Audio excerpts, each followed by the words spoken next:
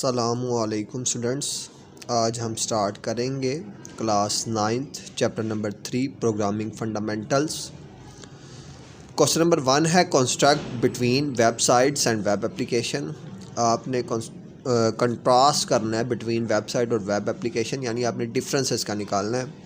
Main difference between a web application और website, main difference जो है वो वेब एप्लीकेशन और वेबसाइट का मैंने लिखा है। पहले इसकी डेफिनेशन है कंटेन स्टैटिस्टिक कंटेंट। जो वेबसाइट होती है इसमें स्टैटिक कंटेंट होता है, जबकि जो एप्लीकेशन होती है इसमें interaction, design for interaction with user. इसको डिज़ाइन किया जाता है ताकि यूज़र जो है वो इससे इंटरेक्शन हासिल करे। फिर जो वेबसाइट है can only read content, no manipulation. जो वेबसाइट होती है इसमें सिर्फ कंटेंट को रीड किया जाता है और कोई भी मैनिपुलेशन नहीं होती, जबकि एप्लीकेशन में can read and manipulated data. इसमें रीड भी होता है और मैनिपुलेशन डाटा भी अप्लाई होता है। थर्ड ऑप्शन है डिप्लॉयमेंट, डजेंट नीड रिकम्प्लीशन, और वेब एप्लीकेशन के लिए रिकम्प्लीशन रिक्वायर बिफोर डिप्लॉयमेंट। रिकम्प्लीशन ज़रूरी होता है डिप्लॉयमेंट के बाद। फिर फंक्शन कम्प्लेक्सिटी, वेबसाइट का सिंपल फंक्शनैलिटीज़ हैं जबकि वेब एप्लीकेशन की कम्प्लेक्स फंक्शनैलिटीज़ हैं। फिर interactivity, not interactive for user, ये इंटरेक्टिव नहीं होता यूज़र के लिए। और जो वेब एप्लीकेशन होती हैं वो highly interactive for user, highly interactive होती हैं यूज़र्स के लिए। Browser capabilities, require high browser capabilities, website के लिए हाई ब्राउज़र कैपेबिलिटीज़ चाहिए होती हैं और वेब एप्लीकेशन के लिए यूज़ हाई ब्राउज़र कैपेबिलिटीज़, और इसके लिए भी हाई ब्राउज़र कैपेबिलिटीज़ यूज़ की जाती हैं। Integration, simpler integration due to simplicity, इसकी सिंपलर इंटीग्रेशन होती है क्योंकि ये सिंपल होती है। और complex integration due to functionality complexity, क्योंकि इसकी फंक्शनैलिटी भी कम्प्लेक्स होती है। Authentication, authentication not usually needed, इसकी ऑथेंटिकेशन ज़रूरी नहीं होती। और ऑफ्टन रिक्वायर ऑथेंटिकेशन, और इसमें ऑथेंटिकेशन रिक्वायर ऑफ्टन है। फिर example breaking news, AKTU websites etcetera, और इसकी जो एग्जांपल्स हैं वेब एप्लीकेशन की वो Amazon, Facebook etcetera. Question number 2 की तरफ मूव करते हैं। What is HREF, refer to and how to use it. HREF क्या है और ये क्यों किस लिए यूज़ किया जाता है। HRF is an attribute use in HTML hypertext markup language. HREF एक आर्टिब्यूट है जो HTML हाइपरटेक्स्ट मार्कअप लैंग्वेज में यूज़ किया जाता है to specify the destination of a hyperlink, जो स्पेसिफाई करता है कि डेस्टिनेशन मंजिल क्या है हाइपरलिंक की। It stand for hypertext reference, इसको हाइपरटेक्स्ट रेफरेंस भी कहा जाता है। Here the short breakdown of how to use it, एक शॉर्ट ब्रेक डाउन आपको दिया गया है कि आप इसको कैसे इस्तेमाल करते हैं। HTML लिखेंगे, फिर लेस दैन HREF, फिर उसके बाद वेबसाइट लिखेंगे जैसे HTTPS कोलन, फिर www.example.com, क्लिक हेयर, फिर उसके बाद /A से इसको आप क्लोज करेंगे। In this example A is the HTML anchor element which creates a hyperlink. यहाँ HTML एक A इज़ द HTML, जो A है वो HTML एंचोर एलिमेंट है जो क्रिएट करता है hyperlink. HREF HTTPS www.example.com is the HREF attribute specifying the URL, और ये जो आगे उसके HREF के आगे इक्वल के बाद जो लिखा गया है वो आर्टिब्यूट को स्पेसिफाई कर रहा है कि URL क्या है और हाइपरलिंक पॉइंट्स, और हाइपरलिंक पॉइंट को डिस्प्ले कर रहा है। क्लिक हेयर जो है is the text display for the hyperlink, ये टेक्स्ट डिस्प्ले करता है हाइपरलिंक का। When a user click on, जब यूज़र इस पर क्लिक करता है, click here the browser will navigate to the URL specified in the HREF। तो फिर जब आप क्लिक करेंगे तो ब्राउज़र नेविगेट करेगा किसको, URL को जो स्पेसिफाई किया गया है HREF आर्टिब्यूट में। In this case HTTPS www.example.com क्या हो जाएगा, ओपन हो जाएगा।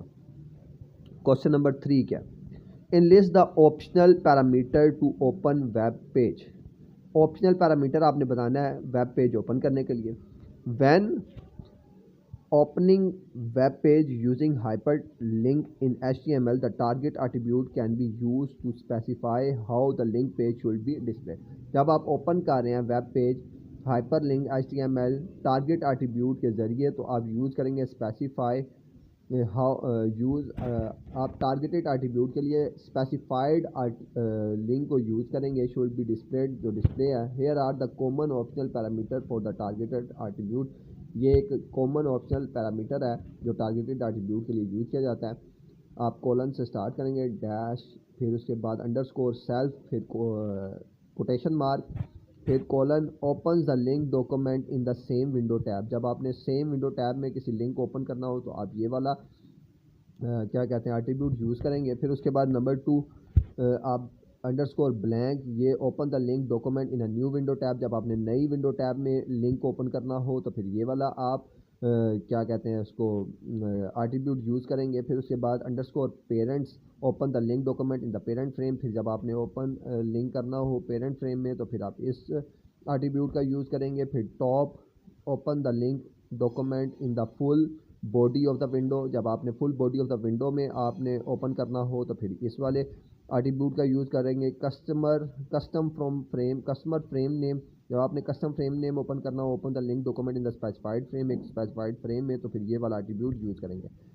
HTML backslash less than href, ये आपको उसने अगेन एग्जांपल दिया है, ठीक है। तो इससे आप इसको ओपन कर सकते हैं। This will be open the link web page, ये आपको वेब पेज पर लिंक ओपन करके देगी ना न्यू विंडो टैब के अंदर।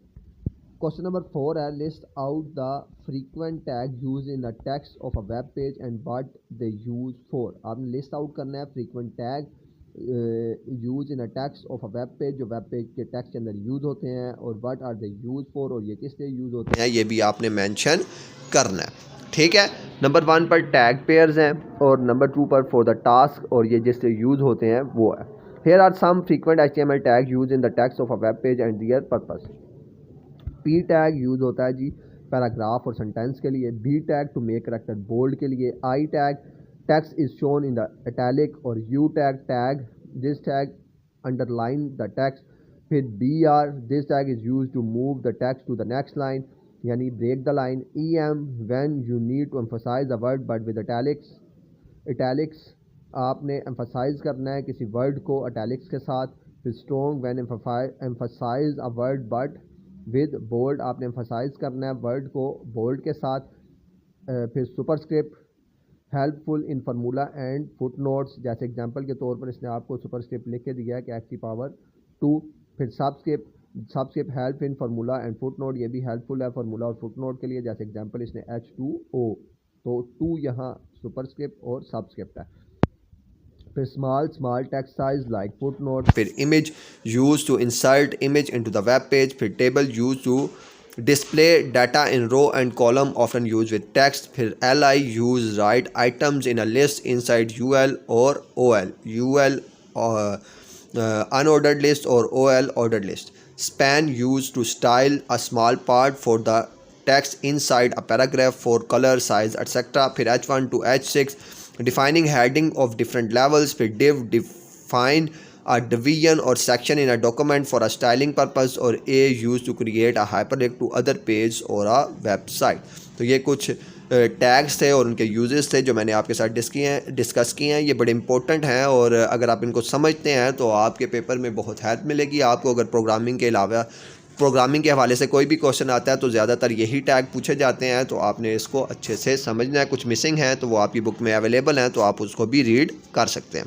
क्वेश्चन नंबर 5 है explain the role of body tag in pair in a document. Body tag का क्या रोल है, ठीक है, डॉक्यूमेंट्स के अंदर। The body tag pair is use to HTML to hold all the content that appear on the web page. Body tag तमाम जो HTML document है का कंटेंट है उसको अपीयर करता है, होल्ड करके रखता है in the web page. Whatever we want to use to see, जो भी आप दिखाना चाहते हैं, चाहे वो टेक्स्ट हो, चाहे पिक्चर हो, चाहे लिंक हो, चाहे वीडियो हो, written inside the body and backslash body tag. तो आप बॉडी के स्टार्ट और एंड के अंदर जो भी आप लिखेंगे वो आपको रिप्रेजेंट हो जाएगा।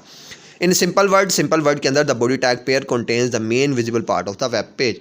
सिंपल वर्ड में आप ये कह सकते हैं कि बॉडी टैग के अंदर जो कुछ है वो विजिबल होगा आपके वेब पेज के ऊपर। मूव करते हैं क्वेश्चन नंबर 6 की तरफ। क्वेश्चन नंबर 6 है how the event based code is use in JavaScript. Event based code कैसे यूज़ होगा जावास्क्रिप्ट के अंदर। Event based code in JavaScript is use to create interactive web page by responding to user action और system event. Event based code in JavaScript use और create किया जाता है किस लिए कि इंटरेक्टिव वेब पेज बनाए जाएँ, रिस्पॉन्डिंग टू यूज़र एक्शन, ताकि यूज़र एक्शन रिस्पॉन्डिंग हो, और अ सिस्टम इवेंट, और सिस्टम के इवेंट के लिए। ऐड एन इवेंट लिसनर, आप कैसे इवेंट लिसनर ऐड कर सकते हैं? वो use add event listener to tell the browser which event to watch for, like a click, and which function should run when the event happen. Event listener को आप add करते हैं browser को बताने के लिए कि कौन सा इवेंट वॉच किया जा सकता है, लाइक और क्लिक किया जा सकता है, and which function should run, और कौन सा फंक्शन आपने रन करना है व्हेन द इवेंट हैपन, जब वो इवेंट स्टार्ट होगा। फिर इवेंट हैंडलिंग फंक्शन, फिर इवेंट हैंडलिंग फंक्शन किस लिए है? Define a function that describe what should happen when the event occur, आपको डिफ़ाइन किया जाएगा कि कौन सा फंक्शन किस वक्त क्या होगा, रिप्रेजेंट होगा, या किस वक्त स्टार्ट होगा। This function typically takes an event object as a parameter, इस फंक्शन में आप टिपिकली इवेंट ऑब्जेक्ट को इवेंट ऑब्जेक्ट के पैरामीटर को रिप्रेजेंट करते हैं। इवेंट टाइप, फिर इवेंट की टाइप क्या है? Event can be triggered by user action like clicks, event को आप ट्रिगर कर सकते हैं user action like clicks, key presses, mouse movements etcetera. Example event event listener registration, document gate element by LD my button, add event listener, click my function etcetera. फिर event handling function क्या है? Function by function event, ठीक है। तो आप basis से start करेंगे। What happened when the button is click, क्या होगा जब आप बटन क्लिक करेंगे? Console dot log button click. In this example, my function is executed when the button with the ID my button is click. इस example में आपका function तब execute होगा जब आप क्या करेंगे? ID my बटन को क्लिक करेंगे।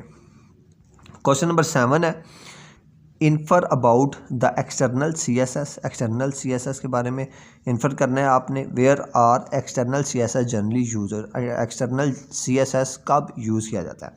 External CSS is a method of adding styles to a web page. External CSS का इस्तेमाल किया जाता है जब आपने स्टाइल्स इस्तेमाल करने हों अपने वेब पेजेस के अंदर बाय राइटिंग के अंदर the CSS code in a separate file with a CSS extension. और CSS कोड जो होता है वो सेपरेट फाइल के लिए यूज़ किया जाता है विद CSS एक्सटेंशन के लिए।